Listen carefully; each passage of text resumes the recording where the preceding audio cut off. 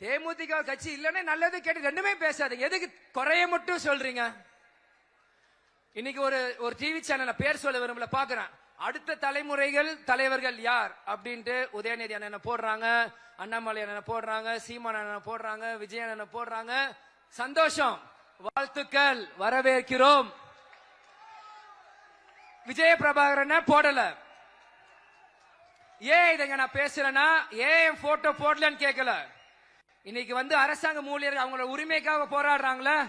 இன்னைக்கு நீங்க ஆட்சியை தக்க வைக்கணும், நீங்க ஆட்சிக்காக நீங்க போராடுறீங்களே. ஆளுங்கட்சி மீண்டும் ஆட்சிக்காக எல்லாரும் மாதிரி ஒவ்வொருத்தங்க போராடுறீங்களே. இன்னைக்கு ஒரு கிரிக்கெட் பிளேயர் சரியான டேலண்ட் இல்லைன்னா இன்னைக்கு எல்லாருமே வருத்தப்படுறோம்ல, இந்த பிளேயர் இவ்வளவு நல்லா ஆடுறாரு வர முடியலன்ட்டு.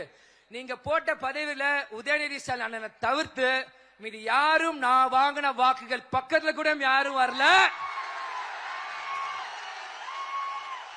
இதை ஏன் இப்ப சொல்றேன்னா, இது மக்கள் உரிமை மீட்பு மாநாடு. நானும் இந்த தமிழ்நாட்டில் ஒரு மக்கள்னா ஒரு நபர். இந்த நபருக்கு ஒரு மேடை, ஒரு மைக்கு கிடைச்சிருக்கு. தமிழ்நாட்டு மக்களுமே இதே ஒரு கேள்வியாக நான் வைக்கிறேன்.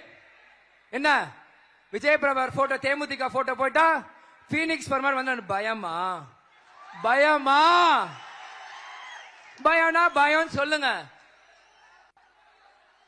கேப்டன் சொல்ல இருட்டை மறைக்கலாம், ஆனா சூரியனை மறைக்க முடியாது. இது கேப்டனோட கட்சி. எதிர் நீச்சல் போட்டே வளர்ந்த கட்சி இந்த கட்சி.